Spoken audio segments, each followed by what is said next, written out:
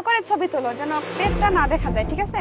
আচ্ছা আচ্ছা ঠিক আছে, তুমি টেনশন করো না, অনেক সুন্দর করে ছবি তুলে দিচ্ছি। হ্যাঁ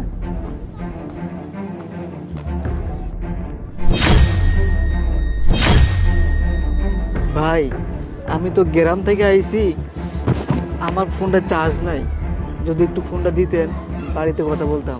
আরে না না ভাই, আমি একটু ব্যস্ত আছি, আপনি অন্য জায়গায় যান তো।